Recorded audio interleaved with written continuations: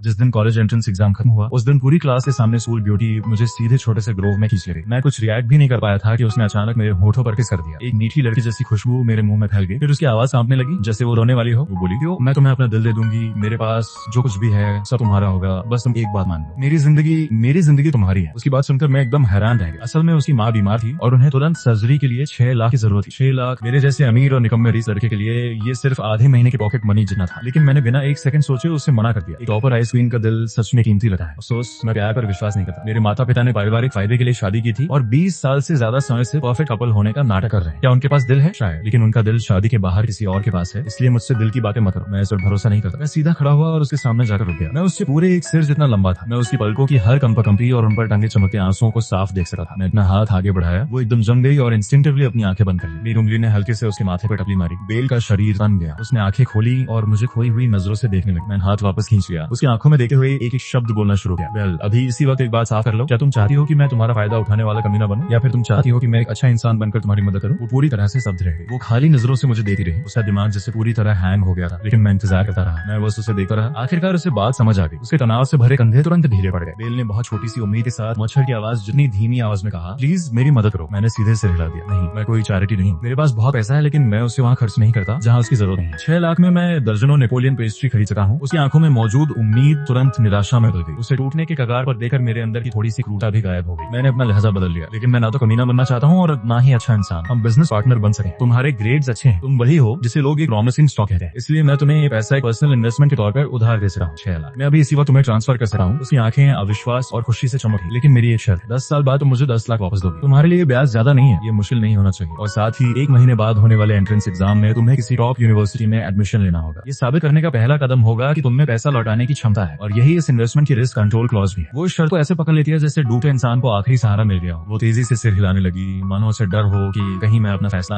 न बदल दूं। मैंने उसे अपना नंबर दिया, फिर मुड़कर वहां से चल दिया। मैंने पीछे मुड़कर ये भी नहीं देखा कि उसके चेहरे पर क्या भाव थे। ग्रोव से बाहर निकलते ही धूप मेरे शरीर पर पड़ने लगी। सच कहूं तो मुझे कभी फर्क नहीं पड़ता था कि वो पैसा लौटाएगी या। हेलो गाइस, वेलकम बैक है आपके अपने चैनल एनजे मैनवा पर। आप लोगों को अभी तक की कहानी कैसी लगी कमेंट में जरूर बताना, और अगर वीडियो पसंद आ रही है तो चैनल नया है सब्सक्राइब करके सपोर्ट जरूर कर देना, और जाते जाते ये भी बताना कि इस सीरीज को कंटिन्यू करूं या नहीं। अब चलिए वापस आने की तरफ। नहीं, 6 लाख मेरे लिए सच में कोई बड़ी रकम नहीं थी। कॉन्ट्रैक्ट की शर्तें बस दिखावे के लिए थी, वरना हर दूसरा इंसान मुझसे पैसे मांगने आ जाता। इतना पैसा होने के बावजूद मैं भी उस तरह की बर्बादी नहीं झेल सका था। 6 लाख देकर ये संतोष मिलना कि आज मैंने एक अच्छा काम किया है, और साथ में सूल ब्यूटी को इतने करीब से देखना, ये कोई बुरा सौदा नहीं था। अपने वकील से बात करने और तारीख तय करने के बाद मैंने कॉन्ट्रैक्ट बेल को भेज दिया। बस मामला खत्म। फिर मैं उस जगह की ओर बढ़ गया जहाँ मैं असल में जा रहा था, एक क्लब एक्टिविटी क्लासरूम। खिड़की से अंदर जाते ही मुझे साफ दिखाई दिया कि अंदर क्या चल रहा है। मेरी बचपन की दोस्त सेलिन एक ऐसे लड़के से बात कर रही थी जो सड़छाप गुंडे जैसा दिखा था। सिंक्लेयर फैमिली और हमारी फैमिली का रिश्ता बहुत पुराना है। दोनों परिवारों के बिजनेस आपस में गहराई से जुड़े हुए हैं, इसलिए सेलिन और मैं बचपन के दोस्त माने जाते हैं। ये तो ठीक है। असल बात उसकी बड़ी बहन विवियन है, एक असली हाई सोसाइटी प्रिंसेस, खूबसूरत और बेहद सक्षम। और सबसे जरूरी बात, वो मेरे साथ खास तौर पे बहुत अच्छा व्यवहार करती है। हर बार जब वो मुझे पॉकेट मनी देती है, रकम लाखों में होती है। मेरे जैसे इंसान के लिए जो बस आराम से जिंदगी काटना चाहता है, वो चलती फिरती एटीएम मशीन जैसी है। इसके अलावा विवियन की जल्द ही मेरे बड़े भाई जूलियन से सगाई होने वाली है। मेरा बड़ा भाई बाहर से बहुत परफेक्ट और सब भी दिखा है। जब उनकी सगाई हो जाएगी तब विवियन आधिकारिक तौर पर मेरी भाभी बन जाए। फैमिली के अंदर फैमिली, मेरी आरामदायक निकम्मी जिंदगी और भी सुरक्षित हो जाएगी। लेकिन हाल ही में किसी गुंडे जैसे लड़के की वजह से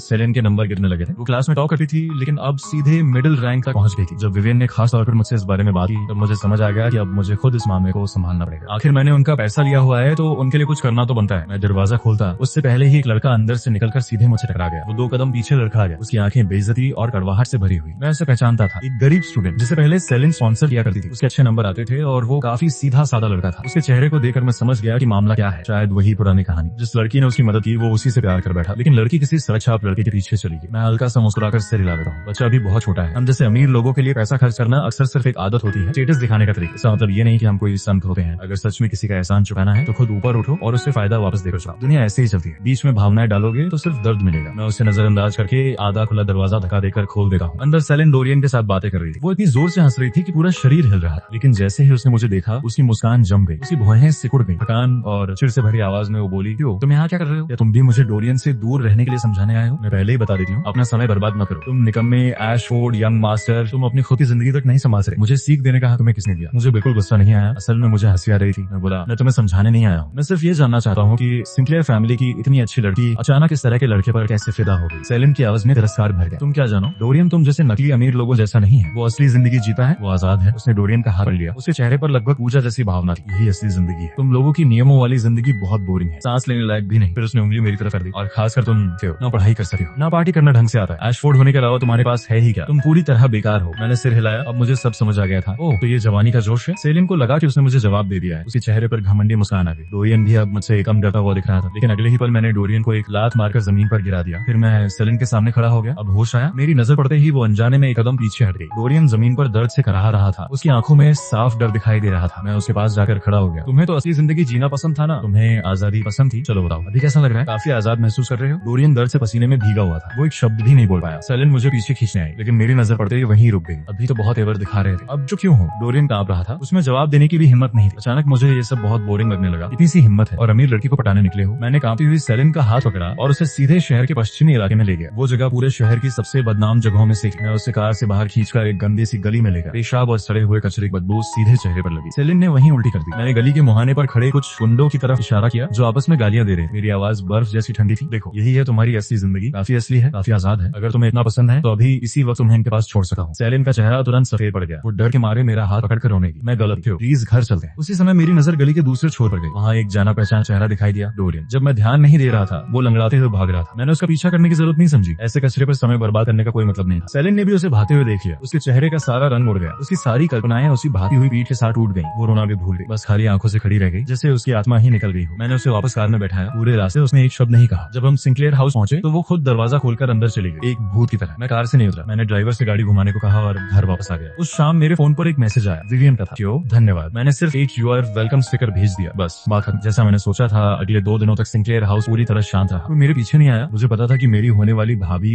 विवियन ने सब संभाल लिया होगा। लगता है मैंने ये मामला सही तरीके से निपटा दिया। मेरी आरामदायक निकम्मी जिंदगी सुरक्षित थी। लेकिन अगले दिन मैं हंस नहीं पाया क्योंकि डोरियन मर चुका था। एक कार एक्सीडेंट में उसकी मौत हो गई। तभी मुझे एहसास हुआ कि मेरी होने वाली भाभी मेरी सोच से भी ज्यादा निर्दयी है। अचानक ये पूरा परिवार डरावना लगने लगा। हर कोई एक चमकदार मुखौटा पहनकर घूम रहा था और ठंडे दिमाग से अपने रास्ते की हर रुकावट हटा रहा था। मेरा बड़ा भाई जूलियन ऐसा ही था, विवियन भी ऐसी ही थी। इस परिवार में अजीब मैं अकेला था, एक ऐसा इंसान जो सिर्फ आराम से जिंदगी जीना चाहता था। मेरे शरीर में ठंडी सिहरन दौड़ गई। मैं बिस्तर पर सीधा बैठ गया। मुझे अभी इसी वक्त यहाँ से निकलना होगा। इन ठंडे दिल वाले लोगों से जितना दूर जा सकूं उतना दूर। जिंदा रहूंगा तभी तो आराम से जिंदगी जी पाऊंगा। किसी को बताए बिना अगली सुबह मैं अपना पुराना पैक किया हुआ सूटकेस लेकर नीचे उतर आया। मेरी माँ ड्राइंग रूम में बैठी आराम से सुबह की चाय पी रही थी। उन्होंने मुझे देखा और बस हल्का सा पलकों को उठाया। कहीं जा रहे हो? कहीं और रहने जा रहे हो? उन्होंने दोबारा कुछ नहीं पूछा, बस अपना सिर झुकाकर फिर से फाइनेंस मैगजीन पढ़ने लगी। मेरा तथाकथित पिता कहीं दिखाई नहीं दे रहा था। कहीं जा रहे हो? कहीं और रहने जा रहे हो? उन्होंने दोबारा कुछ नहीं पूछा, बस अपना सिर झुकाकर फिर से फाइनेंस मैगजीन पढ़ने लगी। मेरा तथाकथित पिता कहीं दिखाई नहीं दे रहा था। ये घर किसी फ्रीजर से कम नहीं था। मैं अपना सूटकेस खींचता हुआ सालिशान विला से बाहर निकल गया, बिना एक बार पीछे देखे। शहर के बीचों बीच मेरा एक पेंट हाउस था जिसे मैंने बहुत पहले खरीदा था। अब आखिरकार उसका इस्तेमाल होने वाला था। जगह बहुत बड़ी और फ्रिज उससे भी ज्यादा खाली। मैं पास के सबसे बड़े सुपरमार्केट की तरफ निकल गया। मुझे अपने नए घर को खाने पीने की चीजों और जंक फूड से भरना। ट्रॉली धकेलते हुए मैं चमकती हुई शेल्फों के बीच घूम रहा था, एक शॉपिंग मशीन की तरह। बिना किसी भाव की चीजें ट्रॉली में डालता जा रहा था। तभी एक मोड़ पर पहुंचकर मैं अचानक रुक गया। स्नैक सेक्शन के कोने में एक लड़की चुपके से ब्रेड का पैकेट अपनी आसीन में छिपाने की कोशिश कर रही थी। वो मुझसे कुछ साल छोटी लग रही, पुरानी सी स्कूल यूनिफॉर्म पहने हुए। वो साफ सुथरी दिख रही थी, लेकिन उसके हाथों की हालत कुछ और कहानी बता रही थी। मैं चुप रहा, बस शेल्फ के सहारे हाथ बांधकर उसे देखने लगा। वो काफी संघर्ष कर रही थी। आसीन छोटी थी और ब्रेड का पैकेट बड़ा। वो बार बार कोशिश कर रही थी। उसके माथे पर पसीने की बूंदें आ गई। आखिरकार शायद उसे किसी की मौजूदगी का एहसास हो गया। उसकी हरकत रुक गई। वो धीरे धीरे सिर उठाने लगी। हमारी नजरें आपस में टकराई। मैं उसे देखता रहा बिना कुछ कहे। 10 सेकंड के अंदर उसका चेहरा सफेद से लाल हो गया। उसकी बड़ी बड़ी आंखों में पहले डरा, फिर घबराहट और आखिर में इतनी शर्म और बेइज्जती भर गई कि जैसे वो उसमें डूब गई हो। ब्रेड पकड़ने वाला उसका हाथ बुरी तरह कांपने लगा। हल्की सी आवाज के साथ ब्रेड जमीन पर गिर गई। ऐसा लग रहा था जैसे उसके शरीर की सारी ताकत निकल गई हो। वो सिर झुकाकर खड़ी रह गई, जैसे जमीन में समा जाना चाहती हो। इतना बोरिंग। मैं उसके पास गया, झुककर ब्रेड उठाई और उसे अपनी ट्रॉली में डाल दिया। फिर बगल वाली शेल्फ से सारे बिस्किट और कैंडी भी ट्रॉली में भर दिए। कुछ ही देर में ट्रॉली एक छोटे पहाड़ जैसी लगने लगी। मैं ट्रॉली उसके सामने ले आया। वो अभी भी सिर झुकाए खड़ी थी,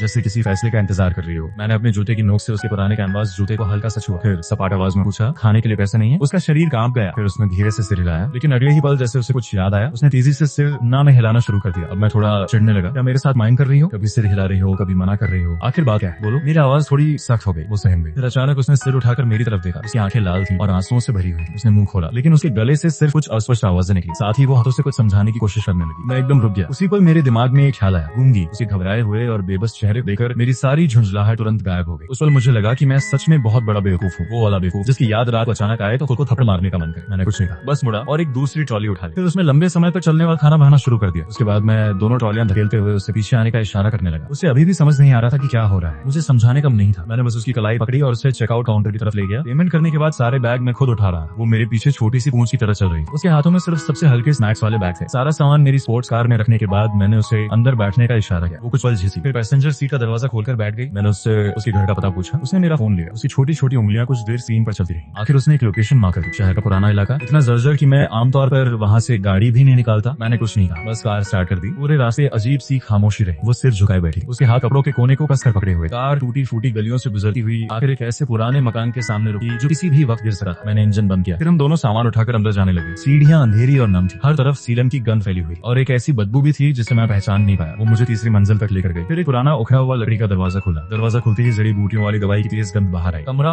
बहुत छोटा था, इतना छोटा कि एक नजर में पूरा कमरा देखा जा सकता था। आज पहली बार मैंने समझा कि 4 खाली दीवारों वाला घर कैसा होता है। पुराने लकड़ी के बिस्तर पर एक बेहद कमजोर बूढ़ी औरत लेटी हुई थी। उसकी आंखें बंद थी और सांसें बहुत हल्की चल रही थी। लड़की ने सामान नीचे रखा और तुरंत बिस्तर के पास पहुंची। वो बहुत आदत से उसके ऊपर कंबल ठीक करने लगी। उसकी आंखों में साफ चिंता दिखाई दे रही। अब मुझे समझ आ गया, मामला ये नहीं था कि उसके पास खाना खरीदने के पैसे नहीं थे। उसके पास अपने परिवार का इलाज कराने के पैसे नहीं थे। शायद उसने ब्रेड इसलिए चलाने की कोशिश की थी क्योंकि वो भूख की सीमा तक पहुंच गई थी, लेकिन फिर भी अपनी दादी के इलाज के लिए बचाए हुए पैसे खर्च नहीं करना चाहती। फिर वही दुख भरी कहानी। मुझे सच में ऐसी कहानियां पसंद नहीं है। अपनी दादी को संभालने के बाद वो मेरे पास आई। उसने झुककर धन्यवाद दिया। फिर मेज पर रखी पुरानी कॉपी उठाई और उसमें कुछ लिखने लगी। जल्द ही एक साफ सुथरी लाइन दिखाई दी, धन्यवाद। इन सब चीजों के कितने पैसे हुए? मैं वादा करती हूँ कि एक दिन आपको सब वापस लौटा दूंगी। मैं उन शब्दों को देखकर हल्का सा मुस्कुराया। वापस दोगे? इससे अगली बार फिर चोरी करके? मैंने कुछ नहीं कहा, बस अपना फोन निकाला और अपने पर्सनल असिस्टेंट को कॉल कर दिया। वॉइड, डाउनटाउन हॉस्पिटल में मेरे लिए एक VIP प्राइवेट रूम तैयार करवाओ। 15 मिनट के अंदर वेस्ट साइड टेनेमेंट में एक एम्बुलेंस भेजो। मैं पता भेज रहा हूँ। सारा खर्च मेरे अकाउंट में डाल देना। पूरी कॉल 1 मिनट से भी कम समय में खत्म हो गई। लड़की पूरी तरह स्तब्ध रह गई। वो मुझे मुंह खुला छोड़कर देखती रही, यहाँ तक कि लिखना भी भूल गई। मैं समझ सकता था क्यों। जिस चीज के बारे में वो शायद पूरी जिंदगी सिर्फ सपना देख सकती थी, मैंने उससे एक फोन कॉल में हल कर दिया था। मैंने उसके पैरों के पास रखे बैग को हल्का सा पैर से छुआ। अब भी क्या खड़ी हो, सामान पैक करो, हम हॉस्पिटल जा रहे हैं। वो तुरंत होश में आ गई और जल्दी जल्दी सामान समेटने लगी। वैसे भी वहाँ पैक करने लायक ज्यादा कुछ था नहीं, बस कुछ पुराने कपड़े और एक टूटा हुआ एनामेल का कप। एम्बुलेंस जल्दी पहुंच गई। प्रोफेशनल मेडिकल स्टाफ ने बहुत सावधानी से उसकी दादी को स्ट्रेचर पे लेटाया। पूरे समय वो लड़की मेरी जैकेट का कोना पकड़े रही, जैसे उसे डर हो कि मैं अचानक गायब हो जाऊंगा। मुझे थोड़ा अजीब लगा, लेकिन मैंने उसका हाथ नहीं हिलाया। हॉस्पिटल पहुंचने के बाद सब कुछ पहले से तैयार था। प्राइवेट VIP रूम, 24 घंटे नर्सिंग और सबसे अच्छे स्पेशलिस्ट डॉक्टरों की टीम तुरंत जांच में लग गई। मैं कमरे के बाहर खड़ा था, साफ और चमकदार कमरे के अंदर डॉक्टरों और नर्सों को काम करते हुए मैं जल्दी जल्दी लिखने लगा। इसे ऐसे समझो कि मैं पहले से ही एक इंश्योरेंस खरीद रहा हूँ। अच्छे से पढ़ाई करो, किसी अच्छे कॉलेज में एडमिशन लो। अगर कभी भविष्य में मेरी हालत खराब हो जाए और मैं सड़क पे भीख मांगता फिरूं, तो बस मुझे एक कटोरा खाना खिला देना, वही काफी होगा। मैंने लिखना खत्म किया और कॉपी वापस उसके हाथ में दे दी। वो काफी देर तक उन शब्दों को देखती रही, फिर धीरे धीरे सिर उठाया। पहाड़ों के झरने जैसी साफ उसकी आंखें आखिरकार भर आईं। वो जोर जोर से नहीं रोई, बस चुपचाप आंसू बहने लगे। एक एक बूंद गिरकर उस पुरानी कॉपी पर पड़ने लगी। मैं थोड़ा असहज होकर दूसरी तरफ देखने लगा। अच्छा बस करो, रोना बंद करो। तुम्हारी दादी को तुम्हारी जरूरत है, ये सब रोने धोने का क्या मतलब है? मैंने कुछ पल सोचा, फिर जोड़कर कहा, तुम किस स्कूल में पढ़ती हो? मैं वॉल्टर से कहूंगा कि तुम्हारी फीस का भी इंतजाम कर दे, और आज से जब तक तुम कॉलेज खत्म करके नौकरी नहीं ढूंढ लेती, हर महीने 5000 तुम्हारे रहने खाने के खर्च के लिए भेजे जाएंगे। और ये मत कहना कि तुम्हें नहीं चाहिए, इसे भी उसी इंश्योरेंस का प्रीमियम समझ लो। इतना कहने के बाद मैं और कोई भावुक सीन नहीं झेल सकता था। मैंने डॉक्टर को कुछ छोटी मोटी हिदायतें दी, फिर मुड़कर वहां से निकल गया। चौड़ी सड़क पर गाड़ी चलाते हुए मुझे अचानक सब कुछ बड़ा अजीब लगने लगा। मैं एशफोर्ड फैमिली का सेकंड यंग मास्टर, क्या मैं कभी सच में सड़क पर आ जाऊंगा? बिल्कुल नहीं। मैं तो बस थोड़ा पैसा खर्च करके अच्छा कर्म जमा कर रहा हूँ। आखिर मेरे आसपास के लोग एक से बढ़कर एक खतरनाक है। अगर मुझे पूरी जिंदगी आराम से ऐश करनी है तो थोड़ा पुण्य जमा करना तो बनता है। लेकिन सिर्फ 5 साल बाद मेरी पूरी दुनिया उलट गई। मेरा सभ्य और परफेक्ट बनने का नाटक करने वाला बड़ा भाई जूलियन शादी के बाद कई और औरतों के साथ अफेयर करता पकड़ा गया। जब ये खबर सामने आई उस समय मैं एक प्राइवेट आइलैंड पर धूप सेक रहा। फोन आने पर मुझे लगभग हंसी आ गई। ये सब मेरी उम्मीदों के अंदर ही था। असल में मेरा भाई फैसला न ले पाने वाला डरपोक इंसान है, जिसे बस प्यार करने वाले पति का नाटक करना पसंद है। मैं तो ये तमाशा देखने वापस आने की भी जहमत नहीं उठाना चाहता था। वैसे भी बड़े घरानों की शादियां लगभग ऐसी ही होती हैं, लेकिन फिर मेरे बैंक कार्ड एक एक करके फ्रीज होने लगे। मेरे नाम की हर प्रॉपर्टी, हर स्टॉक, हर फंड एक रात में किसी और के नाम हो गया। तभी मुझे एहसास हुआ कि मामला बहुत ज्यादा गंभीर है। जब तक मैं जल्दबाजी में आइलैंड से वापस लौटा तब तक सब खत्म हो चुका था। एशफोर्ड ग्रो का नाम बदलकर सिंक्लेयर ग्रो कर दिया गया था। मेरे पिता पर कई आर्थिक अपराधों के आरोप लग चुके और सबूत इतने मजबूत थे कि बचने का कोई रास्ता नहीं था। उनकी बाकी जिंदगी लगभग जेल की चारपाई पर गुजरने वाली। मेरा भाई जूलियन पूरी तरह खाली हाथ बाहर निकाल दिया गया और मैं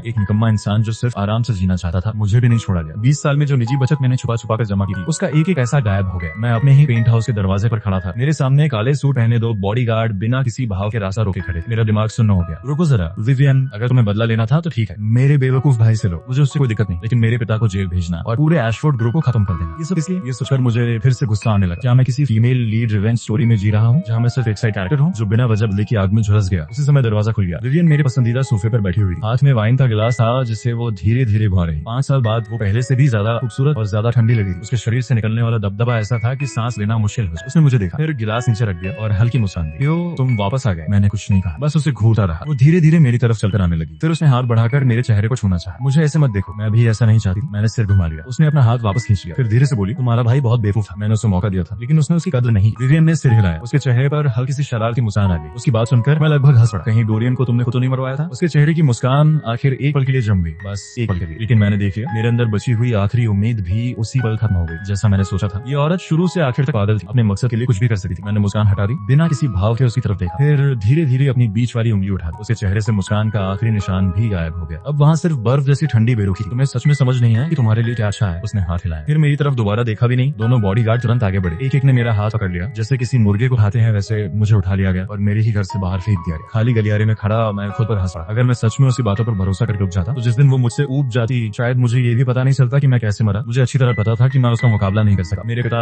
जैसे चालाक इंसान को भी उसने मात दी, तो मेरे जैसे आदमी की क्या औकात जो सिर्फ खाना, घूमना और मौज करना जानता है। उस पागल औरत से जितना दूर रहूं उतना अच्छा। जिंदा रहना सबसे जरूरी है। मैंने फोन निकाला, कॉन्टैक्ट लिस्ट खोली, उन दोस्तों के नंबर ढूंढे जो हर दूसरी लाइन में मुझे भाई कहते। मैंने पहला नंबर मिलाया, हेलो सैम, मैं क्यों बोल रहा हूँ। दूसरी तरफ 3 सेकंड तक खामोशी रही, फिर सावधान आवाज आई, कौन? सॉरी, गलत नंबर, और कॉल कट गई। मैं कुछ पल चुप रहा, फिर कड़वी मुस्कान आ गई। मैंने दूसरा नंबर मिलाया, वही नतीजा। तीसरा, चौथा, या तो गलत नंबर या फिर कोई फोन ही नहीं उठा रहा था। मैं ठंडी दीवार से टिक गया और एक एक करके उन तथाकथित दोस्तों के नंबर डिलीट करने लगा। आखिर में स्क्रीन पर सिर्फ कुछ अकेले पारिवारिक नंबर बचे थे। मैंने अपने पास बची हर कीमती चीज बेच दी, सब मिलाकर कम 1 लाख से भी कम निकली। पुराने दिनों में ये रकम एक रात के बाद बिल तक नहीं भर पाती और अब यही मेरी पूरी संपत्ति थी। मैं बिना किसी मंजिल की सड़कों पर घूमता रहा, पता नहीं कब चलते चलते फिर अपने पुराने बिल्डिंग के नीचे पहुंच गया। मैं खुद पे हंस पड़ा, अगर कुछ नहीं हुआ तो किसी फैक्ट्री में नौकरी कर लूंगा, कम से कम रहने और खाने का इंतजाम तो होगा। वैसे भी अमीरों वाली जिंदगी में 20 साल जी चुका हूँ। सिर झुकाए चलते हुए और भविष्य के बारे में सोचते हुए अचानक मैं किसी से टकरा गया। नरम सा एहसास हुआ, एक हल्की और साफ खुशबू मेरी नाक तक पहुंची। मैं तुरंत माफी मांगने वाला था, लेकिन सिर उठाते ही मेरी नजर एक जोड़ी साफ आंखों से टकराई। खूबसूरत युवा लड़की, चेहरा थोड़ा जाना पहचाना लग रहा था, लेकिन मैं पहचान नहीं पा रहा था। हालांकि वो मुझे पहचानती थी, क्योंकि जैसे ही उसने मुझे पहचाना उसकी आंखों में ऐसा सुकून और खुशी भर गई जिसे शब्दों में बयान नहीं किया जा सकता। उसने मुंह खोला जैसे कुछ कहना चाहती हो, लेकिन फिर अचानक कुछ याद आने पर जेब से फोन निकाला और तेजी से टाइप करने लगी। स्क्रीन पर लिखा था, मिस्टर एशफोर्ड, क्या आपको अभी भी मैं याद हूँ? मैं कुछ पल उन शब्दों को देखता रहा। आजकल बहुत कम लोग मुझे ऐसा बुलाते थे। मैंने उसका चेहरा ध्यान से देखा, यादों के टुकड़े धीरे धीरे जुड़ने लगे और अचानक मुझे सब याद आ गया। मैं थोड़ा हैरान रह गया। 5 इयर्स सुपरमार्केट वाली वो कांपती हुई लड़की, वही लड़की जो टूटे हुए कमरे में अपनी दादी की देखभाल करती। तुम? उसकी आंखें तुरंत चमक उठी, वो तेजी से सिर हिलाने लगी। उसकी खुशी लगभग आंखों से बाहर निकल रही। मैं और भी उलझ गया। तुम यहाँ क्या कर रही हो? उसने फिर तेजी से फोन पर टाइप किया और स्क्रीन मेरी तरफ कर दी। उसमें लिखा था, मैंने एशफोर्ड फैमिली की खबर देखी थी, मुझे आपकी बहुत चिंता हो रही थी। मुझे लगा शायद आप यहाँ वापस आएंगे, इसलिए मैं कल से यही इंतजार कर रही हूँ। मेरे सीने ने कुछ जोर से ढका, मतलब जिस 24 घंटों में मुझे घर से निकाल दिया गया, उस पूरे समय वो यहाँ मेरा इंतजार कर रही है। उस बिल्डिंग के नीचे जिसमें मैं अब वापस भी नहीं जा सकता था, बस एक अनिश्चित उम्मीद के सहारे। मेरे अंदर अजीब और जटिल भावनाएं उठने लगी। मेरे तथाकथित दोस्त जहाँ मुझसे दूरी बना रहे थे, वहीं एक लड़की जिससे मैं लगभग भूल चुका था मेरे लिए यहाँ एक दिन और एक रात खड़ी रही। मैं मुस्कुराने की कोशिश करने लगा, कुछ कहना चाहता था, लेकिन शब्द नहीं मिले। शायद उसने मेरी झिझक समझ ली। उसने फिर फोन दिखाया, क्या आपके पास जाने के लिए कोई जगह नहीं है? मैं चुप रहा और मेरी खामोशी ही जवाब। उसने फोन रख दिया, फिर कुछ ऐसा किया जिसकी मुझे बिल्कुल उम्मीद नहीं थी। उसने धीरे से मेरी हुडी की आसीन पकड़ ली। उसकी पकड़ बहुत हल्की थी, मैं चाहूं तो आसानी से हाथ छुड़ा सकता था, लेकिन वो छोटी सी खींच जैसे किसी अदृश्य जंजीर की तरह मैं हिल भी नहीं पाया। वो मुड़ी और मुझे सड़क के कोने की तरफ ले जाने लगी। अजीब बात यह थी कि मैंने विरोध नहीं किया, बस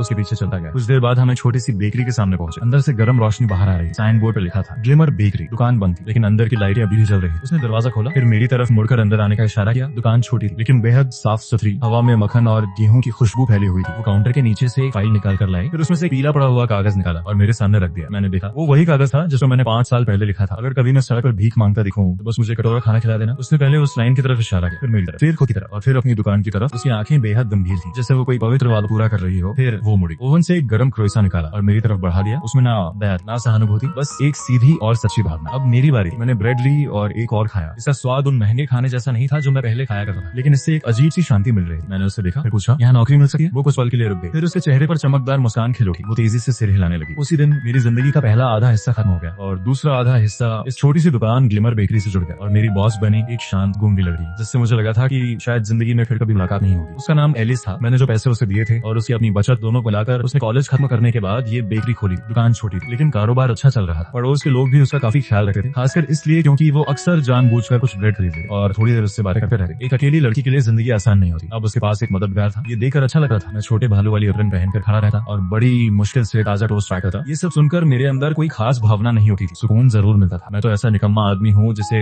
गेहूं और चावल में फर्क ठीक से नहीं पता। लोगों को आखिर मुझ में भरोसेमंद क्या दिखता है। फिर भी मेरे आने से उसका बोझ हल्का हो गया। कम से कम आटा गूंथने और चीनी के भारी बोरे उठाने जैसे काम अब उस छोटी सी लड़की को अकेले नहीं करने पड़ते थे। रात को दुकान बंद होने के बाद हम ऊपर बने छोटे से घर में लौट आते। अगर उसके पुराने घर को 4 खाली दीवारों वाला घर कहा जाए तो इस जगह को शायद एक दीवार वाला घर कहा जा सकता था। एक डाइनिंग टेबल, 2 कुर्सियां, एक सोफा और बालकनी को बांटकर बनाया गया एक छोटा सा कमरा, वही मेरा बेडरूम था। वो मेरे पुराने विला के बाथरूम से भी छोटा था, लेकिन पिछले 20 सालों में जितनी अच्छी नींद मुझे कभी नहीं आई, उससे भी बेहतर नींद मुझे वहीं आने लगी। न कोई साजिश, न कोई दिखावा। हवा में बस नीचे की बेकरी से आती गेहूं की हल्की खुशबू रहती थी। मैं धीरे धीरे एक सामान्य इंसान की तरह जीना सीखने लगा। कैसे झाड़ू लगाई जाती है बिना पूरी धूल उड़ाए, कैसे प्रेशर कुकर चलाया जाता है बिना रसोई उड़ाए। ज्यादातर समय नतीजे बहुत खराब होते थे। एक बार मैंने नमक को चीनी समझ लिया और लाल बीन्स का ऐसा सूप बना दिया जो बेहद नमकीन था। एलिस ने एक घूंट लिया, उसका छोटा सा चेहरा तुरंत सिकुड़ गया, लेकिन उसने उसे थूका नहीं, बस चुपचाप एक बड़ा गिलास पानी पी लिया। फिर नोटबुक उठाई और लिख दिया, स्वाद बहुत यूनिक, अगली बार शायद थोड़ी कम चीनी डालना। उसके गंभीर चेहरे को देखकर मैं हंसूं या गुस्सा करूं समझ नहीं पाया। मैंने कटोरा छीन लिया और सीधा कूड़ेदान में फेंक कमरा। उसी दिन से मैंने सांकेतिक भाषा सीखना शुरू कर दिया। मैं किताबों का एक ढेर खरीद लाया। हर रात जब एलिस अपने छोटे से कमरे में सो जाती, मैं फोन की स्क्रीन देखकर बार बार अभ्यास करता। सबसे आसान शब्दों से शुरुआत, हेलो, धन्यवाद, फिर धीरे धीरे,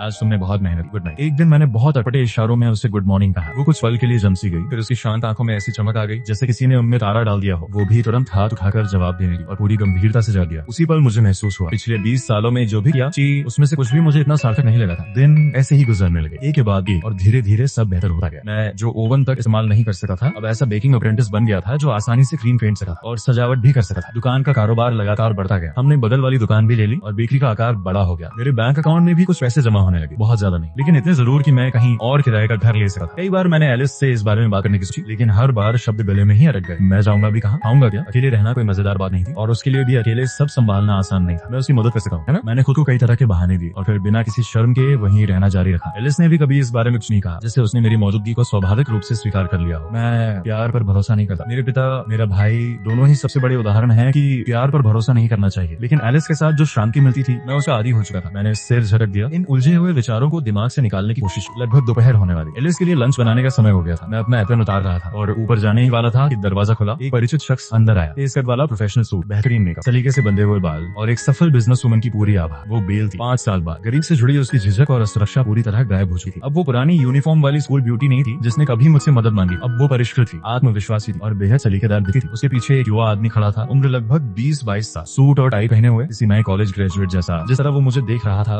उसमें छिपी हुई दुश्मनी बिल्कुल साफ दिखाई दे रही। शायद वो उसका असिस्टेंट था। बेल की नजर कुछ पल मेरे छोटे से एप्रन पर रुकी। उसकी भौं हल्की सी सिकुड़ी, फिर तुरंत वापस सामान्य हो गई। वो मुस्कुराई। क्यों, काफी समय हो गया। मैंने सिर हिला दिया, बस उसे अभिवादन मान लिया। मेरे हाथ अभी भी एप्रन खोल रहे थे। वो जैसे कुछ पूछना चाहती थी, लेकिन फिर रुक गई। आखिर उसने अपने बैग से एक चेक निकाला और मेरी तरफ बढ़ा दिया। ये 10 लाख है। मुझे पता है कि 10 साल की समय सीमा पूरी होने में अभी कुछ साल बाकी है, लेकिन अब मैं इसे चुका सकती हूँ, इसलिए मैं जल्दी पैसे लौटाना चाहती थी। मैंने चेक पर लिखी रकम दी, उसे उठाया और सीधे जेब में रख दिया। धन्यवाद, ये मेरा हक था। हालांकि सच कहूँ तो मुझे कभी उम्मीद नहीं थी कि वो सच में पैसा लौटाएगी। उसका असिस्टेंट मुझे पैसे जेब में रखे हुए देख रहा था और उसकी आंखों में तिरस्कार और बढ़ गया। बेल ने जल्दी से अपने चेहरे के भाव संभाले, फिर उसकी नजर हमारी छोटी सी बेकरी पर घूमी और आखिर में मुस्कुराकर रुक गई। मैं उस नजर को बहुत अच्छी तरह पहचानता था। ऊंचाई से नीचे देखने वाली दया। मैंने तुम्हारे परिवार के बारे में सब सुना। अगर अभी तुम्हारे पास कोई सही जगह नहीं है तो तुम मेरी कंपनी में काम कर सकते हो। मैं और मेरे पति जो कंपनी चला रहे हैं वो अभी शुरुआती दौर में है और हमें लोगों की जरूरत है। उसकी बनावटी हमदर्दी देखकर मेरा मन खराब हो गया। उस समय वो सौदा मेरा निवेश था, आज उसने अपना कर्ज चुका दिया। अब हम दोनों में से कोई किसी का कर्जदार नहीं था, लेकिन अब वो ऐसा दिखाना चाहती थी जैसे वो मुझ पर एहसान कर रही हो, जैसे वो अपने पुराने मददगार को दान दे रही हो। मैंने उसके बगल में खड़े असिस्टेंट को देखा। उसका चेहरा लगातार और खराब होता जा रहा था और तभी मुझे समझ आया वो किसी की मदद करने का आनंद ले रही। जैसे कभी मुझे उसकी बेबसी देखकर आनंद आया था, वैसे ही अब उसे मेरा पतन देखकर आनंद मिल रहा था। और सिर्फ इतना था, वो मुझसे कहीं ज्यादा पाखंडी थी। उसने अपने असली इरादों को नरम और दयालु चेहरे के पीछे छिपा रखा था। मैंने ठंडे स्वर में कहा, जरूरत नहीं, मैं यहाँ बिल्कुल ठीक हूँ। बेल की मुस्कान एक पल के लिए जम गई। जिद मत करो, मुझे पता है कि तुम पहले कैसी जिंदगी जीते थे। मैंने उसे बीच में ही रोक दिया और मेरी आवाज में अब साफ अधीर था। मैंने कहा ना, जरूरत नहीं है। मेरी बात सुनकर वो आखिर चुप हो गई। उसकी खूबसूरत चेहरे पर हल्की सी नाराजगी उभरी। अगर यही तुम्हारा फैसला है तो मैं जबरदस्ती नहीं करूंगी। जैसे ही वो मुड़ी और जाने लगी, उसके पीछे खड़ा असिस्टेंट तुरंत आगे बढ़ा और बहुत स्वाभाविक तरीके से उसके हाथ को सहारा देने लगा। बेल ने भी सहजता से उसकी तरफ देखा और उसे एक ऐसी मुस्कान दी जिसका मतलब सिर्फ वही दोनों समझ सके। उसी समय मैंने आराम से अपना फोन निकाला और चुपके से उनकी एक फोटो खींच ली। एंगल बिल्कुल परफेक्ट था। तस्वीर में असिस्टेंट का हाथ लगभग उसकी कमर के पास था और बेल के चेहरे की मुस्कान कोई भी देखकर नहीं कह सकता था कि वो सिर्फ एक कर्मचारी के लिए थी। मैंने फोन हिलाते हुए कहा, अपना ख्याल रखना, मैं छोड़ने आऊंगा। उनके जाने के बाद मैंने 2.5 मिनट लगाए। उसके पति का पब्लिक ईमेल ढूंढा और वो फोटो गुमनाम तरीके से भेज दी। काम खत्म होने के बाद फोटो भी डिलीट कर दी और भेजने का रिकॉर्ड भी। मेरा मूड काफी बेहतर हो गया। एलिस के साथ शांत लंच करने के बाद मेरा मन पूरी तरह शांत हो गया। मैं काउंटर के पास खड़ा होकर सोचने लगा, इन 10 लाख रुपयों का क्या किया जाए? इतनी बड़ी रकम, क्या आंखें चकाचौंध हो जाए। आखिर कितने समय बाद मैंने इतनी रकम देखी थी। कम से कम अब हमारी जिंदगी इतनी तंग नहीं रही। और सबसे जरूरी बात, मैं एलिस के लिए वो नया उपकरण खरीद सका हूँ जो वो काफी समय से चाहती थी। जितना सोचता गया उतना खुश होता गया। पहली बार लगा कि 10 लाख रुपए कितने काम के हो सकते। तभी दरवाजे की घंटी बजी और एक साफ जानबूझकर नरम बनाई गई आवाज सुनाई दी। क्यों?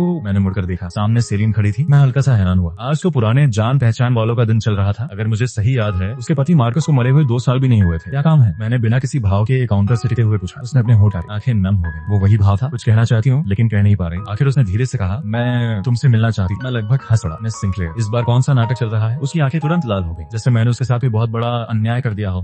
मुझे पता है कि पहले मैं बहुत मूड थी, मैंने बहुत गलतियां की। मैं हमेशा सोचती थी कि मुझे जोश से भरा प्यार चाहिए, लेकिन अब समझ गई असल में मुझे सिर्फ एक स्थिर घर चाहिए था। उसकी आवाज ईमानदार लग रही थी, उसकी नजरों में भावनाएं भरी हुई थी। उसने सिर उठाया और सीधा मेरी तरफ देखने लगी।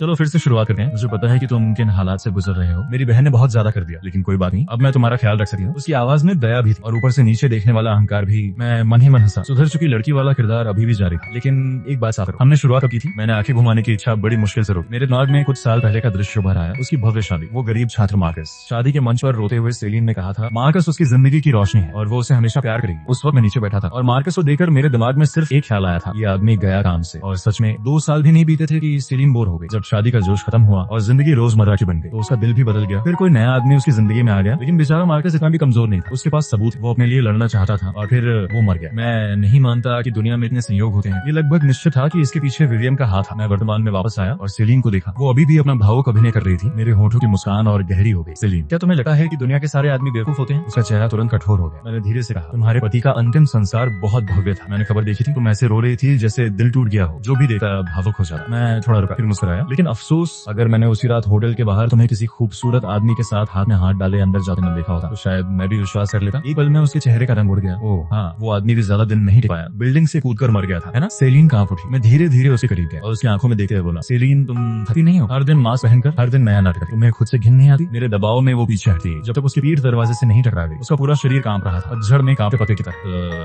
तुम बकवास कर रहे हो, उसने जोर से जवाब दिया, लेकिन उसकी आवाज में ताकत नहीं। मैंने और कुछ नहीं कहा। मुझे डर नहीं था कि वो बदला लेगी। ऐसी औरतें जो अपनी अच्छी छवि के लिए जीती हैं, वो कभी खुद को नियंत्रण खोने नहीं दी। उनकी छवि उनकी जान से भी ज्यादा महत्वपूर्ण होती है। इतने सालों में उसका मुखौटा उसके चेहरे से चिपक चुका था, अब वो उसे उतार ही नहीं सकती थी। मैंने सिर्फ एक शब्द कहा, निकलो। जैसे उससे माफी मिल गई हो, वो लड़खड़ाती हुई बाहर चली गई और दुकान फिर से शांत हो गई। मैंने लंबी सांस छोड़ी, जैसे पिछले 5 साल का सारा दुर्भाग्य बाहर निकल गया हो। उसी समय ऊपर से हल्के कदमों की आवाज आई। एलिस नीचे उतरी। उसके हाथ में ताजा बनी मिठाई का एक कटोरा था। वो मेरे पास आई और कटोरा मेरी तरफ बढ़ा दिया। उसकी आंखें पूछ रही थी, क्या हुआ? मैंने सिर हिलाया। कुछ नहीं। एलिस ने सांकेतिक भाषा में पूछा, लेकिन तुम उदास लग रहे हो। मैं उसकी साफ आंखों में देखने लगा, फिर मुस्कुराया और थोड़ी अटपटी सांकेतिक भाषा में जवाब दिया, मैं ठीक हूँ। वो समझ गई। तुरंत उसके चेहरे पर मीठी मुस्कान खिल उठी। खिड़की से आती धूप हम दोनों पर पड़ रही, गर्म और सुकून देने वाली। उस दिन के बाद मैंने उन लोगों पर ध्यान देना बंद कर दिया और उनसे जुड़ा हर रिश्ता खत्म कर दिया। अब मैं सिर्फ एलिस के साथ अच्छी जिंदगी जीना चाहता था। इस छोटी सी दुकान को चलाना चाहता और शांति से जीना चाहता था। हर सुबह 5 बजे मैं उससे आधा घंटा पहले उठता, नीचे जाकर पहली ब्रेड तैयार करना शुरू कर देता। जब वो नींद भरी आंखों के साथ नीचे आती, तब तक रसोई गेहूं की खुशबू से भर चुकी होती और गर्म पानी भी तैयार रहता। वो हमेशा सबसे पहले मुझे गुड मॉर्निंग कहती, फिर अपना एप्रन पहनकर मिठाइयां बनाना शुरू कर देती। हम बहुत कम बोलते थे, लेकिन हमारी समझ लगातार बेहतर होती जा रही। जब दुकान में ज्यादा भीड़ हो जाती और वो घबरा जाती तो मैं उसे ठंडे पानी का गिलास पकड़ा देता। कभी कभी गिलास लेते वक्त उसकी उंगलियां मेरे हाथ को छू जाती, ठंडी नरम। और तब मुझे उसके छोटे छोटे व्यवहारों पर ध्यान जाने लगा। अब वो हर वक्त अंदाजा लगाने की कोशिश नहीं करती थी कि मैं क्या सोच रहा हूँ। हमारी जिंदगी पूरी लगने लगी थी। दिन में हम साथ दुकान चलाते, रात में वो मुझे मुश्किल मिठाइयां बनाना सिखाती। कई बार पूरी शाम निकल जाती और हम एक भी पेस्ट्री नहीं बनाते, बस बातें करते रहते। ये समझदारी,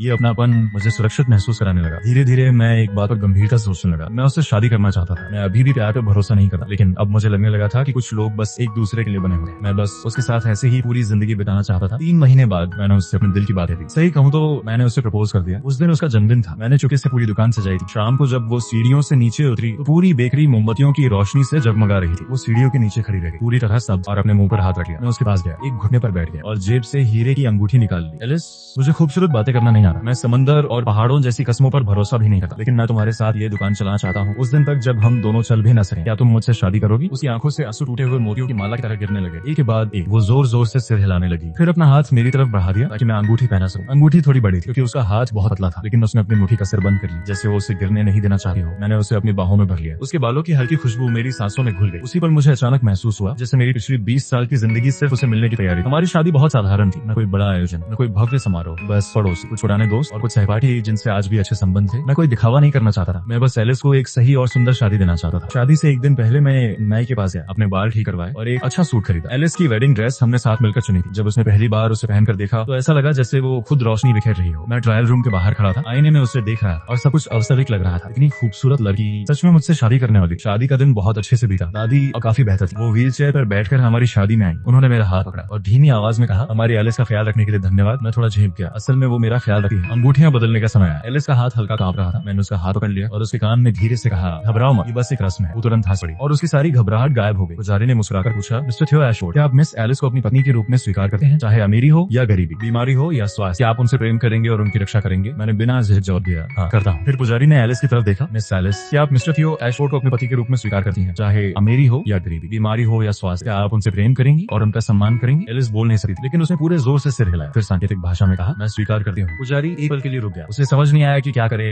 मैं मुस्कुराया और उसकी तरफ देखकर कहा, उसने कहा है मैं स्वीकार करती हूँ। तुरंत चारों तरफ तालियां गूंज उठी। फिर किसका समय आया। एलिस का चेहरा सेब की तरह लाल हो गया। मैंने उसके होठों को बहुत हल्के से छुआ। इतनी नरमी से जैसे कहीं उससे चोट न लग जाए। फिर उसके कान के पास झुकर फुसफुसाया, मिसेस एशफोर्ड, अब से मेरा अच्छे से ख्याल रखना। वो मेरी बाहों में हंस पड़ी। उसके कंधे हल्के हल्के कांपने लगे। एक एक करके पुराने दोस्त बधाई देने और हमारे साथ जाम उठाए। मेरा एक पुराना रूममेट बोला, क्यों तुम बदल गए हो? पहले तुम ऐसे लगते थे जैसे तुम्हें किसी चीज की परवाह ही नहीं। अब तुम बिल्कुल एक सामान्य इंसान जैसे लग रहे हो। मैंने एलिस की तरफ देखा, वो दादी के साथ मुस्कुराते हुए बात कर रही थी। मेरे चेहरे पर भी मुस्कान आ गई, शायद इसलिए क्योंकि अब मेरे पास कोई है जिसकी परवाह करना चाहता हूँ। शादी खत्म होने के बाद हम अपने छोटे से घर वापस लौट आए। सब कुछ पहले जैसा ही था, बस शादी के फूल और कुछ उपहार ज्यादा थे। एलिस ने वेडिंग ड्रेस बदल ली, अपने रोज वाले कपड़े पहन लिए। फिर रसोई में जाकर मेरे लिए रात का हल्का खाना बनाने लगी। मैं दरवाजे के पास खड़ा उसे देखा रहा और अचानक मेरे अंदर संतोष भर गया। यही तो जिंदगी थी जो मैं चाहता था। 2 लोग, एक साधारण जीवन और ढेर सारी शांति। कुछ देर बाद वो खाना लेकर आई। मुझे खोया हुआ देखकर उसने हाथ हिलाया, जैसे पूछ रही हो क्या सोच रहे हो। मैं मुस्कुराया, तुम्हारे बारे में। उसका चेहरा फिर लाल हो गया। उसने हल्के से मुझे मारा, फिर नोटबुक उठाकर लिखा, अब हमारी शादी हो चुकी है, क्या तुम्हें कोई पछतावा है? मैंने सिर हिलाया, बिल्कुल नहीं। और तुम्हें? उसने लिखा, मुझे भी नहीं, बस सब कुछ किसी सपने जैसा लगा है। मैंने आगे बढ़कर उसके गाल को हल्के से खींचा। दर्द हुआ? उसने तुरंत चेहरा ढक लिया और नाराज होकर मुझे देखने लगी। फिर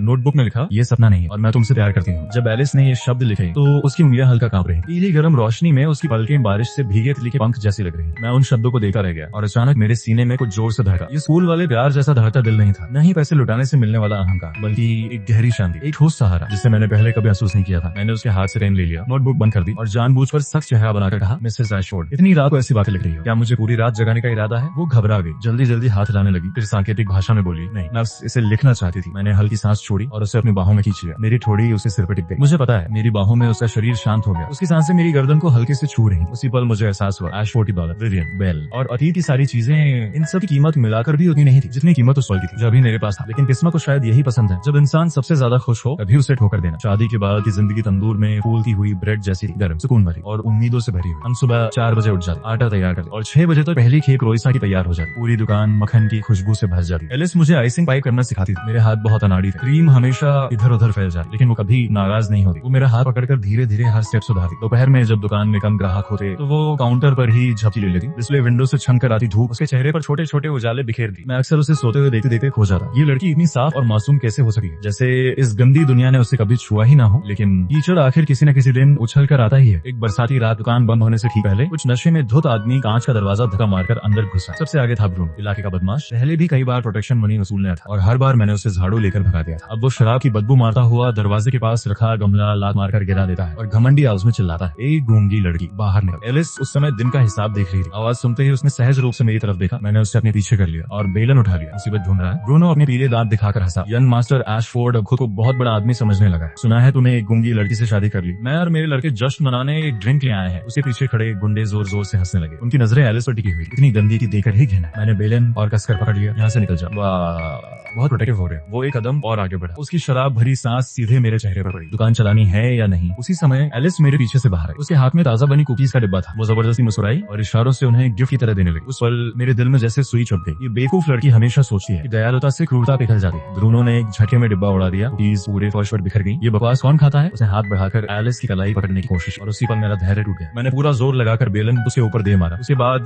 क्या हुआ मुझे ठीक से याद नहीं, बस इतना याद है कि कितनी ही लातें और खाकर भी मैं एलिस को काउंटर के कोने में अपनी बाहों से ढंग के खड़ा था। कुछ देर बाद पुलिस सायरन की आवाज सुनाई दी और सारे गुंडे भाग गए। एलिस के कांपते हुए हाथ ने मेरे होंठ के किनारे लगा खून छुआ। उसकी आंखों से बड़े बड़े आंसू गिर रहे थे, लेकिन कोई आवाज नहीं निकल रही थी। मैंने खून पोंछा और मुस्कुराने की कोशिश की। रो क्यों रही हो? तुम्हारा आदमी अभी जिंदा है। वो और ज्यादा रोने लगी और मेरे सीने से लकर सिमट गई, डरे हुए हिरण की तरह। उस रात वो पूरी रात मेरा हाथ पकड़ सो। मैं जरा भी हिलता तो वो घबरा कर जाग जाती। उसकी आंखों के नीचे काले घेरे देकर मेरे अंदर गुस्सा उबलने लगा। अगर आज मैं उसे बचा नहीं पाता तो अगले दिन मैं सेकंड हैंड मार्केट से एक मजबूत स्टील की रॉड खरीद लाया और काउंटर के नीचे रख दी। एलिस ने उसे देखते ही जोर जोर से सिर हिलाया। मैंने रॉड पे थपाया और इशारों में कहा, सेल्फ डिफेंस। उम्मीद है कभी इस्तेमाल नहीं करनी पड़ेगी। उसे सिर झुका लिया। फिर नोटबुक में लिखा, मुझे डर है कि तुम्हें चोट लग जाएगी। मैं मुस्कुराया। मुझे इससे ज्यादा डर है कि तुम्हें चोट लग जाएगी। मैंने उसके बाल बिखेर दिए। एलिस, अब मेरे पास सिर्फ तुम हो। उसने मेरी तरफ देखा, आंखें नम थी, फिर धीरे से सिर हिला दिया। लेकिन शांत दिन ज्यादा समय तक नहीं टिके। सेलिन फिर आ गई और इस बार भी पीछा छोड़ने वाली नहीं थी। वो दुकान के अंदर नहीं आई, बल्कि बाहर सड़क किनारे अपनी चमकदार लाल स्पोर्ट्स कार रोक दी, सनग्लासेस लगाए हुए, और उंगली से मुझे बुलाने लगी। मैं उस समय आटे की बोरियां उठा रहा था। उससे बात करने का बिल्कुल मन नहीं था, लेकिन वो खुद कार से उतर आई, दरवाजे से टिकर मुस्कुराई। क्या तुम्हारी पत्नी को पता है कि तुमने बेल की मदद कैसे की थी? मेरे हाथ फिसल गए। आटे की बोरी जमीन पर गिर गई और सफेद धूल हवा में फैल गई। शोर सुनकर एलिस बाहर आ गई। वो उलझन में हमें देखने लगी। सेलिन ने चश्मा उतार दिया। उसकी नजर एलिस और घूमी और चेहरे पर साफ दया दिखाई दी। बेचारी लड़की एक ऐसे आदमी के साथ फंस गई जो उसे ढंग की शादी तक नहीं दे सका। मेरी मुठियां कस गई, नसें उभर आई। सेलिन चुप रहो। वो हंस पड़ी। इतना डर क्यों रहे हो? जब बेल तुमसे मदद मांग रही थी तब तो ऐसे नहीं थे। तब उसकी बेबसी देखकर मजे आ रहे थे ना। अब बड़े समर पे पति बनने का नाटक कर रहे हो। एलिस उसके शब्द नहीं समझ पा रही थी, लेकिन हवा में फैला तनाव महसूस कर रही थी। उसने धीरे से मेरी शर्ट का कोना पकड़ा। उसकी आंखें चिंता से भरी थी। मैंने गहरी सांस ली, अपने गुस्से को दबाया, फिर इशारों में उससे कहा, सब ठीक। अंदर चली जाओ। एलिस हिचकिचाई लेकिन गई नहीं। उसी समय सेलिन ने अपना फोन निकाला और एक रिकॉर्डिंग चला दी। फोन से बेल की रोती हुई आवाज गूंज उठी। वो कई साल पहले वाले बगीचे की रिकॉर्डिंग थी। मैं तुम्हें अपना दिल दे दूंगी, मेरे पास जो कुछ भी है सब दे दूंगी, बस मेरी एक बात मान लो। फिर मेरी आवाज सुनाई दी, मैं कोई चैरिटी नहीं हूँ। एलिस का चेहरा एक पल में सफेद पड़ गया। उसने मेरी तरफ देखा, फिर सेलिन की तरफ। उसके होठ कांप रहे थे लेकिन कोई आवाज नहीं निकल रही। सेलिन ने संतुष्ट होकर फोन बंद कर दिया। फिर एलिस की तरफ देखकर बोली, छोटी बहन, डॉट तुम्हें लगता है ये अच्छा इंसान है? इसने बेल की मदद सिर्फ इसलिए की थी ताकि उसकी बेबसी देखकर मजा ले सके। तुम्हारी मदद करना भी शायद बस उसका एक मूड रहा होगा, बिल्कुल वैसे ही जैसे बेल की मदद की थी। तुम बेकार की बातें कर रही हो। मैं पूरी तरह अपना आपा खो बैठा। मैं झपट कर उसका फोन छीनने दौड़ा लेकिन सेलिन चीख पड़ी। फौरन कार में कूदे, दरवाजा लॉक और स्पोर्ट्स कार धूल उड़ाती हुई वहां से निकल गई। पीछे सिर्फ मैं और एलिस खड़े रहे। धूल के उस बादल के बीच एलिस ने सिर झुका लिया। उसके कंधे हल्के हल्के कांप रहे थे। मैं उसे छूना चाहता था लेकिन जैसे ही मैंने हाथ बढ़ाया वो सहज रूप से एक कदम पीछे हटे, बस एक कदम। लेकिन वो कदम सीधे मेरे दिल में चुभ गया। उस रात दुकान बंद होने के बाद ऊपर अटारी का माहौल बेहद भारी था। एलिस मेरी तरफ पीठ ये बिस्तर ठीक कर रही थी। वो मेरी तरफ देख भी नहीं रही थी। मैंने उसके कंधे पकड़कर उसे अपनी तरफ घुमा लिया। क्या तुम उसकी बातों पर विश्वास करती हो? एलिस ने अपने होंठ दबा लिए। उसकी आंखों में आंसू भरा। उसने नोटबुक उठाई और लिखा, क्या उसने जो कहा वो सच है? मैं कुछ पल चुप रहा, फिर सिर हिलाया, हाँ भी और नहीं भी। मैंने चेहरा मते हुए उसे सब कुछ शुरू से बताया, कैसे मैंने उस समय बेल को मना किया था, कैसे कॉन्ट्रैक्ट बना था, सब कुछ। एलिस, मैं मानता हूँ कि मैं कोई बहुत अच्छा इंसान नहीं हूँ लेकिन तुम्हारे साथ मैंने कभी भी इसे दान या एहसान नहीं समझा। वो काफी देर तक चुप रही, इतनी देर कि मुझे लगा शायद वो अब मुझसे कभी बात नहीं करेगी। आखिरकार उसने धीरे धीरे हाथ उठाए और सांकेतिक भाषा में कहा, मुझे डर लगा है। किस बात का? उसकी उंगलियां कांप रही थी। मुझे डर है कि एक दिन तुम मुझसे उब जाओगे और मुझे नहीं चाहोगे। उसने नीचे देते हुए इशारा किया। मेरे पास कुछ भी नहीं है, मेरे पास सिर्फ तुम हो। मेरा दिल मरोड़ खा गया। मैंने उसे कसकर अपनी बाहों में भर लिया और अगली लड़ी। सिर्फ तुम्हारे पास मैं नहीं हूँ, मेरे पास भी सिर्फ तुम ही हो। उस रात हम दोनों एक दूसरे को पकड़कर सोए जैसे दो घायल जानवर जो एक दूसरे के घाव चाटकर जिंदा रहने की कोशिश कर रहे हैं। लेकिन सेलिन के शब्द एलिस के दिल में कांटे की तरह अटक गए थे। वो पहले से ज्यादा संवेदनशील हो गई। अगर मैं 10 मिनट देर से घर आता तो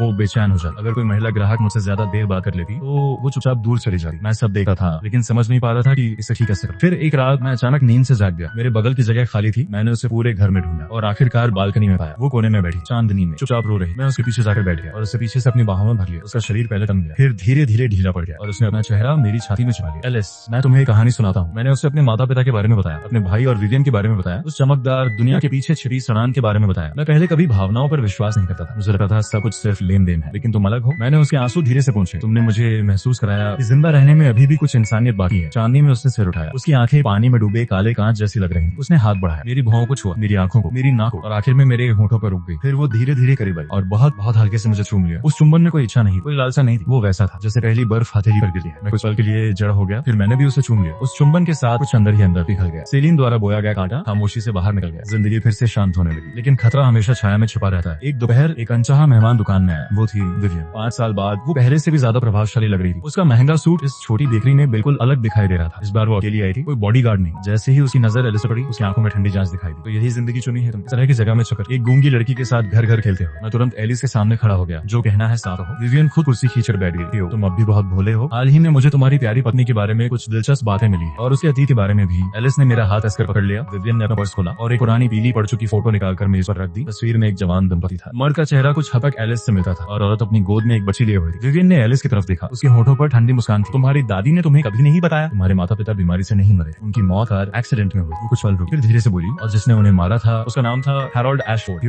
वो तुम्हारा पिता था। शराब पीकर गाड़ी चला रहा था। पूरा कमरा जैसे जम गया। मेरे कानों में भनभनाहट होने लगी। मैं लगभग खड़ा भी नहीं रह पा रहा। एलिस तस्वीर को घूर रही। उसका चेहरा बिल्कुल सफेद पड़ चुका था। हैरान हो। विवियन खड़ी हो गई और हमारी तरफ देखते हुए बोली, तुम्हारे पिता ने उसके माता पिता को मार दिया और अब तुम उससे शादी करके प्रेमी पति बनने का नाटक कर रहे हो। इतनी मजेदार विडंबना है। चुप हो जाओ। मैं गिर गया, लेकिन मेरी आवाज बुरी तरह कांप रही। विवियन झुकर एलिस के कान के पास आई और फुसफुसाई, बहन, क्या कभी तुम्हें लगा कि वो तुम्हारे साथ सिर्फ अपराध बोध की वजह से अच्छा है? फिर वो मुड़ी और ऐसे चली गई जैसे कभी यहाँ आई ही ना हो। पीछे सिर्फ नरक जैसी खामोशी बची। एलिस वहीं खड़ी रही जैसे उसकी आत्मा शरीर से निकल चुकी हो। मैंने उसे छूने की कोशिश, लेकिन वो ऐसे पीछे हट गई जैसे उसे बिजली का झटका लग गया हो। उसकी आंखें खाली थी। अजनबी। एलिस, मुझे समझाने दो। लेकिन उसने मुझे जोर से धक्का दिया और भागकर ऊपर चली गई। अटारी का दरवाजा बंद किया और अंदर से ताला लगा लिया। मैं उसे पीछे भागा। दरवाजा पीटा रहा, लेकिन अंदर से कोई जवाब नहीं आया। काफी देर बाद दरवाजे के नीचे से एक कागज बाहर सका। कांपती हुई लिखावट में सिर्फ कुछ शब्द, मुझे अकेला छोड़ दो। उस रात मैं दरवाजे के बाहर बैठा रहा। सुबह होने अंदर से एक भी आवाज नहीं आई, लेकिन मुझे पता था वो भी नहीं सो रही। अगले दिन एलिस दुकान खोलने नीचे नहीं आई। मैं खिचड़ी बनाकर ऊपर ले गया। दरवाजा अब भी बंद था। तीसरा दिन, चौथा दिन, सब कुछ वैसा ही। उसने खुद को कमरे में बंद कर लिया। न खाना न पानी। विवियन जो बम छोड़कर गई थी, उसने हमारी बनाई हुई दुनिया लगभग तोड़ दी। उन दिनों मैं पिंजरे में बंद जानवर जैसा हो गया था। दुकान में चक्कर काटा रहता। आटे की बोरियां फर्श पर बिखरी पड़ी। कई दिन पुराने जले हुए बिस्कुट अब भी ट्रे में पड़े। हवा में निराशा की खड़ी गंध घुली हुई। कई बार मेरा मन हुआ कि ऊपर जाऊं और उस पतले दरवाजे को तोड़ दूं, लेकिन हर बार जब मैं उसे भेजे हुए नोट देखा जिनकी लिखावट दिन ब दिन कमजोर होती जा रही थी, मेरा हाथ नीचे गिर जाता। मुझे डर था कि मेरा पास जाना ही आखिरी बार साबित न हो जाए। ये बेबसी मेरे परिवार के बर्बाद होने से भी ज्यादा दर्दनाक थी। अब कम से कम मैं गुस्सा तो हो सकता था, चिल्ला सकता था, सामान उठाकर चला जा सकता था। लेकिन अब मुझे गुस्सा होने का भी हक नहीं था, क्योंकि उस आदमी का खून मेरी रगों में भी बह रहा था, जिसने उसके माता पिता की जान ली थी। विवियन ने मेरी सबसे कमजोर जगह ढूंढ ली थी और एक ही बार में उससे चकनाचूर कर दिया था। 5वीं रात देर से अचानक अटारी से एक धीमी सी आवाज आई, जैसे कोई छोटा जानवर दर्द से सिसक रहा हो। फिर कुछ भारी चीज गिरने की आवाज आई। मेरा दिल एक पल के लिए रुक गया। मैंने कुछ नहीं सोचा, स्पेयर चाबी निकाली और दरवाजा खोलकर अंदर घुस। एलिस बिस्तर के पास फर्श पर गिरी हुई, उसका चेहरा पीला पड़ चुका था, होंठ सूखकर फट गए थे। उसके हाथ के पास एक उल्टा पड़ा था, शायद वो पानी पीने की कोशिश कर रही थी, लेकिन उसमें भी सफल नहीं हो पाई। कई दिनों की भूख और प्यास ने उसके शरीर को जवाब दे दिया था। मैं भागकर उसके पास गया और उसे अपनी बाहों में उठा लिया। वो इतनी हल्की लग रही थी जैसे किसी भी पल गायब हो जाएगी। एलिस, एलिस, मैं उसका चेहरा थपथपाने लगा। मेरी आवाज बुरी तरह कांप रही। उसकी पलकें हल्की सी फड़फड़ाई और धीरे धीरे खुली। धुंधली नजरें मेरे चेहरे पर आकर ठहर गई। उस पल मैं सचमुच डर गया कि कहीं वो मुझसे हमेशा के लिए दूर न चली जाए और मुझे माफी मांगने का मौका भी न मिले। मैं उसे उठाकर पागलों की तरह नीचे भागा। खिचड़ी गर्म थी, गुनगुना पानी तैयार किया, धीरे से उसके होंठ खोले और बहुत सावधानी से उसे एक एक चम्मच खिलाने लगा। वो धीरे धीरे अपने पुराने दर्द और साय से बाहर निकलने लगी है और उसकी मुस्कान फिर से लौट आई। कभी कभी सुबह दुकान खोलते वक्त मैं उसे ओवन के सामने खड़ा देखा हूँ। उसके चेहरे पर पड़ती सूरज की हल्की रोशनी उसे पहले से भी ज्यादा खूबसूरत बना देती है। वह मेरी तरफ मुड़कर मुस्कुराती है और मैं भी मुस्कुरा देता हूँ। हम दोनों अब ज्यादा बातें नहीं करते, लेकिन इसकी जरूरत भी नहीं पड़ती, क्योंकि कुछ रिश्ते शब्दों से नहीं, साथ निभाने से चलते हैं। कभी मैं ग्राहकों को संभालता हूँ तो कभी वह नई ब्रेड और केक बनाने में लगी रहती है। शाम को दुकान बंद होने के बाद हम समुद्र किनारे टहलने निकल जाते हैं। हवा में नमक की हल्की खुशबू होती है और उसके बाल हवा में उड़ते रहते हैं। मैं उसका हाथ पकड़ लेता हूँ, वह मेरी तरफ देखती है और मुस्कुरा देती है। उस मुस्कान में कोई वादा नहीं होता, कोई बड़ी कस्में नहीं होती, बस एक साल सा भरोसा होता है कि चाहे आगे कुछ भी हो हम साथ रहेंगे, और मेरे लिए यही काफी है। कभी मैं सोचता हूँ अगर उस दिन सुपरमार्केट में मैंने उस लड़की को ब्रेड चुराते हुए ना देखा होता तो शायद मेरी जिंदगी बिल्कुल अलग होती। शायद मैं अब भी किसी आलीशान घर में अकेला बैठा होता। शायद मेरे पास बहुत ऐसा होता, लेकिन मेरे पास वह नहीं होती। और अब मुझे समझ आ चुका है कुछ चीजें पैसों से नहीं खरीदी जा सकती, घर, सुकून और किसी का दिल। मैंने कभी प्यार पर भरोसा नहीं किया था, लेकिन एलिस ने मुझे सिखाया कि प्यार कोई बड़ी बड़ी बातें या कस्मों का नाम नहीं। प्यार वो है जब कोई तुम्हारा इंतजार करता है, जब कोई तुम्हारे लिए कटोरी खाना बचा कर रखता है, जब कोई तुम्हारे सबसे बुरे दिनों में भी तुम्हारा हाथ नहीं छोड़ता। समुद्र के ऊपर डूबते सूरज को देखते हुए मैं उसका हाथ थोड़ा और कसकर पकड़ लेता हूँ। वो मेरी तरफ देखती है और मुस्कुराती है, मैं भी मुस्कुरा देता हूँ, क्योंकि अब मुझे पता है जब तक वो मेरे साथ है हर जगह मेरा घर है। मैं धीरे से बोलता हूँ, माँ, पापा, मैं क्यों हूँ। मुझे पता है कि मेरे पास ऐसा कोई हक नहीं है कि मैं आप दोनों से माफी मांग सकूं, क्योंकि जिसने आपको नुकसान पहुंचाया वो मेरे पिता थे। लेकिन आज मैं यहाँ उनकी तरफ से नहीं आया हूँ, मैं यहाँ एलिस के पति की तरह आया हूँ। मेरी आवाज थोड़ी भारी हो जाती है। मैं वादा नहीं कर सका कि मैं उसे कभी दुख नहीं दूंगा, मैं परफेक्ट इंसान नहीं हूँ, लेकिन मैं इतना जरूर वादा कर सकता हूँ कि जब तक मैं जिंदा हूँ उसे अकेले किसी दर्द का सामना नहीं करने दूंगा। मैं उसका घर बनूंगा, और अगर कभी वो रोई तो उसकी आंखों के आंसू आने से पहले मैं उसके पास खड़ा रहूंगा। हवा का एक झोंका गुजरता है, कब्र के सामने रखी सफेद डेजी हल्के से हिलती है। एलिस मेरी तरफ देखती है, उसकी आंखों में आंसू है, लेकिन इस बार उनमें दर्द से ज्यादा सुकून है। वह धीरे से मेरा हाथ पकड़ लेती है और पहली बार इतने सालों में उसकी आंखों में अपने अतीत के लिए सिर्फ दुख नहीं बल्कि अलविदा भी दिखाई देता है। हम दोनों कुछ देर वहीं खामोश खड़े रहते हैं। समुद्र से आती हवा, पहाड़ी की शांति और कब्रिस्तान का सन्नाटा सब कुछ जैसे उस पल का हिस्सा बन गया हो। वापस लौटे समय एलिस पहले से कहीं ज्यादा हल्की लग रही थी, जैसे वो अपने दिल पर रखा कोई बहुत पुराना बोझ वहीं छोड़ आई हो। रास्ते में वो अचानक रुकी है, अपना छोटा नोटबुक निकालती है और उसमें कुछ लिखकर मुझे दिखाती है। आज पहली बार लगा कि मैं सच में आगे बढ़ सकती हूँ। मैं नोटबुक को देखा हूँ, फिर उसकी तरफ और मुस्कुरा लेता हूँ, तो फिर आगे बढ़ते हैं। वह भी मुस्कुराती है। घर लौटने के बाद उस रात हम दोनों छत पर बैठे समुद्र को देख रहे। कोई बड़ी बातें नहीं हुई, कोई कसमें नहीं खाई, बस एक दूसरे के पास बैठे रहे, क्योंकि कभी कभी सबसे बड़ी खुशी यही होती है कि जिसे खोने से सबसे ज्यादा डर लगता है वह इंसान तुम्हारे पास बैठा हो और कहीं जाने की जल्दी में ना हो। मैं उसकी उंगली की हर हरकत ध्यान से महसूस करता हूँ। वह मेरी हथेली पर धीरे धीरे लिखी है। एक कटोरा साझा किया, फिर थोड़ी देर रुकी है। समुद्र की हवा उसके बालों को हल्का हल्का उड़ा रही होती है। वो फिर लिखी है और एक दिल खुशियों से भर गया। मैं कुछ सेकंड तक चुप रहता हूँ, फिर हंस पड़ता हूँ। यह हमारे दुकान का नया स्लोगन है क्या? एलिस मुस्कुराती है और जोर से सिर हिलाती है। उसकी आंखें डूबते सूरज की रोशनी में चमक रही होती हैं। मैं उसका हाथ पकड़ लेता हूँ, बुरा नहीं है। वह और भी खुश होकर मुस्कुराती है। समुद्र की लहरें किनारे से टकराती रहती। सूरज धीरे धीरे क्षितिज के पीछे छिपने लगा है। मैं सामने फैले सुनहरे समुद्र को देखता हूँ और अचानक महसूस करता हूँ जिंदगी हमेशा वैसी नहीं होती जैसी हम सोचते हैं। कभी हम सब कुछ खो देते हैं, कभी हम गलत लोगों पर भरोसा कर बैठे हैं, कभी अतीत ऐसे घाव दे जाता है जो शायद पूरी तरह कभी नहीं हुआ, लेकिन फिर किसी मोड़ पर कोई ऐसा इंसान मिल जाता है जो उन घावों को मिटाता नहीं, बस तुम्हारे साथ चलना शुरू कर देता है और अचानक सफर आसान लगने लगा है। मैं अपना सिर उसकी तरफ झुकाता हूँ। एलिस, वह मेरी तरफ देखी। मैं मुस्कुराकर कहता हूँ, अगर उस दिन तुम ब्रेड चलाने में सफल हो जाती तो शायद मेरी जिंदगी बर्बाद हो जाती। एक पल के लिए वो समझ नहीं पाती, फिर समझते ही हंस पड़ती है। उसकी आंखें हल्की सी नम हो जाती है। वो धीरे से मेरा हाथ दोनों हाथों में पकड़ लेती, जैसे कह रही हो मुझे भी ऐसा ही लगा है। सूरज पूरी तरह डूब जाता है, आसमान नारंगी से बैगनी होने लगा है। हम दोनों कुछ नहीं बोलते, बस साथ बैठे रहते हैं, क्योंकि अब हमें शब्दों की जरूरत नहीं पड़ती। एक छोटी सी बेकरी, समुद्र किनारे एक शांत शहर, एक लड़की जिसने मुझे प्यार पर भरोसा करना सिखाया, और एक जिंदगी जो आखिरकार मेरी अपनी लगने लगी। शायद यही खुशी है, बहुत बड़ी नहीं, बहुत चमकदार नहीं, बस इतनी कि हर सुबह उठकर लगे आज का दिन भी उसके साथ बिताना है, और मेरे लिए यही दुनिया की सबसे कीमती चीज है।